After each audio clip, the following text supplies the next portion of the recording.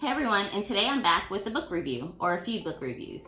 So I've been reading a lot of books lately, actually also listening to books. So all the books that I'm going to review today are books that I've actually listened to, and then two that I've read. So we'll get right into it.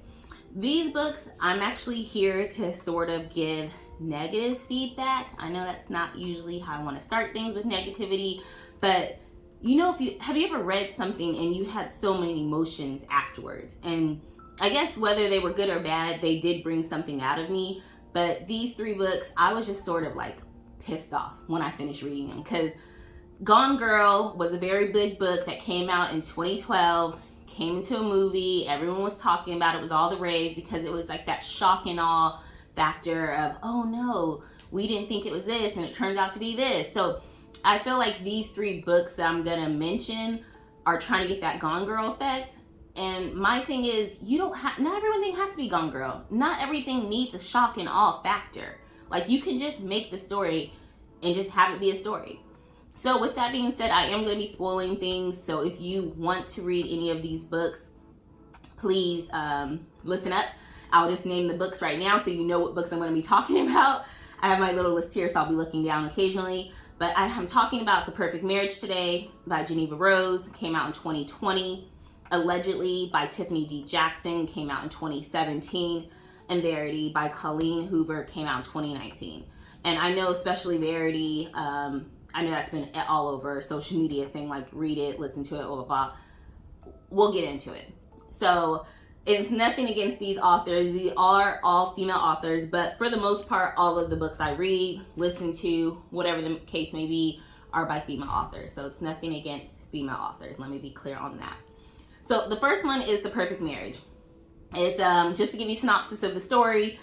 Wife gets called, husband is accused of murder. He's accused of killing his mistress. Okay, oh my goodness, who did it?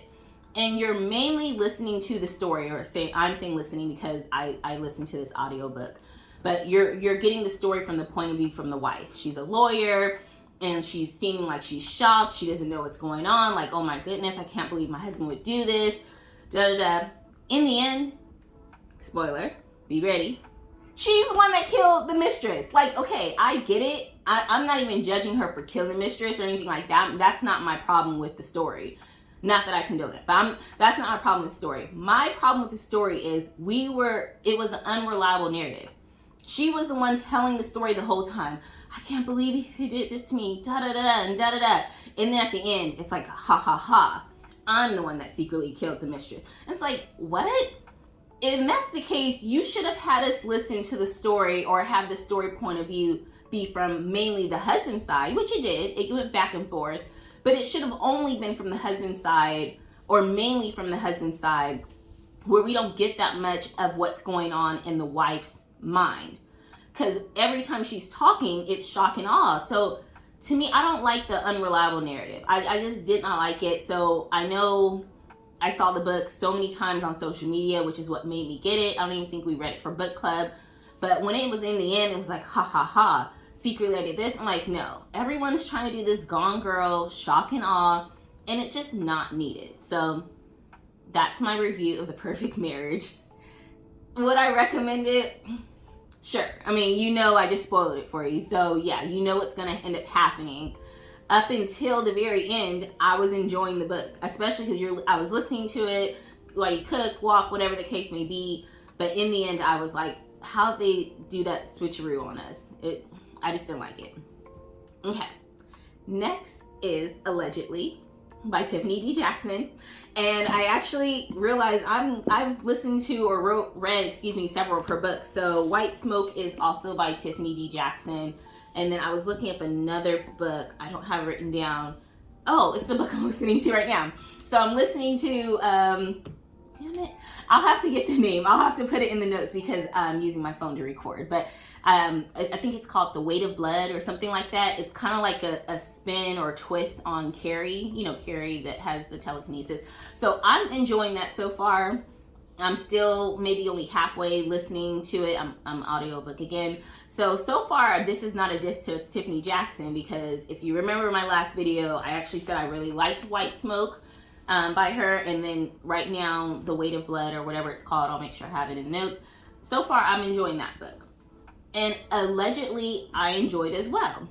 There was some trauma, there was some sadness, and it's always sad when it feels real, like where you know, like, oh, that's happening to people, like many people, or many children in this case. It was a teenage girl.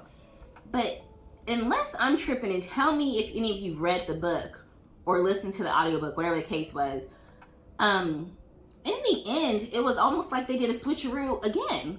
Like, give you synopsis, girl is accused of murder when she was like 9 years old, of killing a baby. And she, throughout the book, she goes, allegedly. And then you finally hear her story, and it sounds like the mom actually killed the baby and said, hey, girl, take the fall because they'll go easy on a kid. And now her life's upended, and she's in, halfway houses now, and with girls that actually have committed crimes, and you just feel really bad for her. And now she's pregnant with her own baby, and she's like, finally, like, you know what, my mom's not going to tell the truth, I'll tell the truth. But then they snuck in, like, literally at the very end. The real story was like, yeah, she did kill that baby. And I'm like, wait, what? This whole time you had me feeling sorry for this girl. We were in the mind of this girl. And then literally, like, it was like the last 5 sentences, it felt like, once again, I'm listening to it, Audible. But it was like, yeah, I killed that baby, but guess what? I'm gonna have another chance with this new baby of mine. Like, wait, what? So you had me feeling sorry for this girl this whole time, thinking, dang, she had it rough? Well, either way, she still had it rough. She did have it rough. But once again, the story was good as it was. We didn't need this shock and awe of, oh, turns out she really did kill the baby, not her mom. The mom had problems too. So it could have still easily been like a really good book with the mom having committed the crime.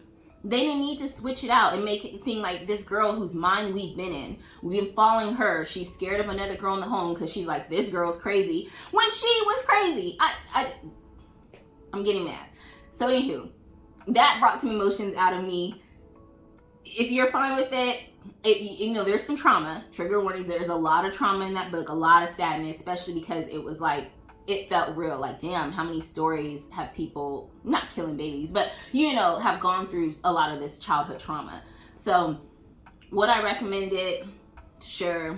I already spoiled it for you, but that last ending, that quick little, I'm like, I didn't even want to rewind it. I'm like, wait, did I just hear them correctly? Like, did they really just change the story up at the last minute? So, anyhow, last book is Verity by Colleen Hoover, 2019. I know you guys have been seeing this book all across your social media. I think that's how I ended up just buying the audio book, because I kept seeing people talk about it. The book was good. The book was very good. I actually enjoyed it. Once again, up until the ending. Everybody has to do this shock and awe. It's not needed. So the synopsis here is that this is big writer. She's been in a car accident. Her husband hires another writer to finish her series for her, now that she's hurt. And while the girl's there, she starts falling in love with the husband, because now the wife is like paraplegic or whatever.